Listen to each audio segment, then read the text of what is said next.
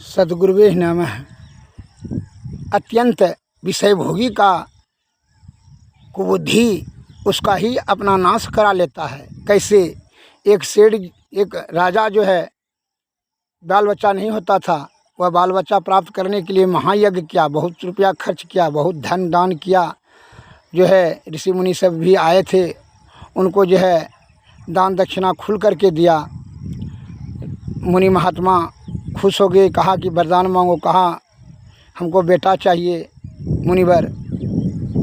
फिर कैसा बेटा चाहिए?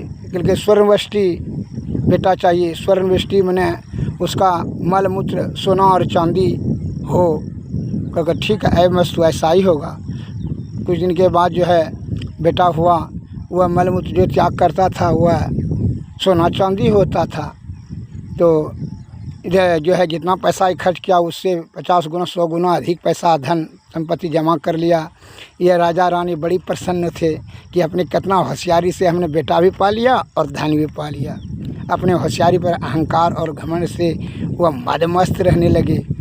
इसके कारण से वह क्या हुआ, इस प्रकार का प्रचार प्रसार पूरे राज्य में फैल गया कि राजा साहब का बेटा मलमूत्र त्यागता है, सोना चांदी।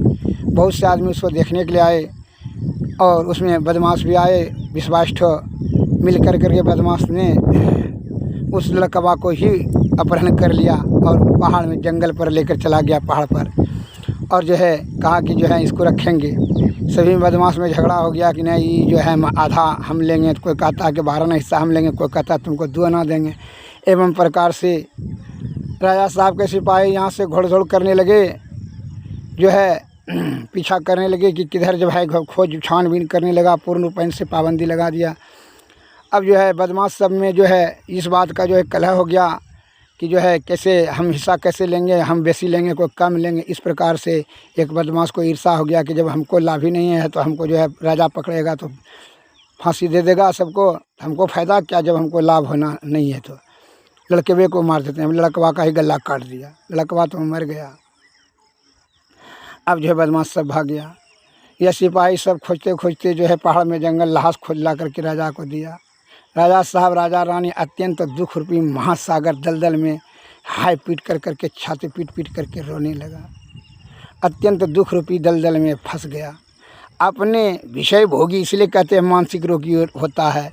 अपने विषय भोग का ही चिंतन करता है, विषय भोग का ही मांग करता है और ईश्वर का प्राप्त करने का इच्छा नहीं रखता है। विषय भोग में ही सुख खोजता है। वो अपने आप को बड़ी चतुर और सियाना सोचता है, जिसके कारण से विषय आसक्त होकर करके उसका नाश हो जाता है।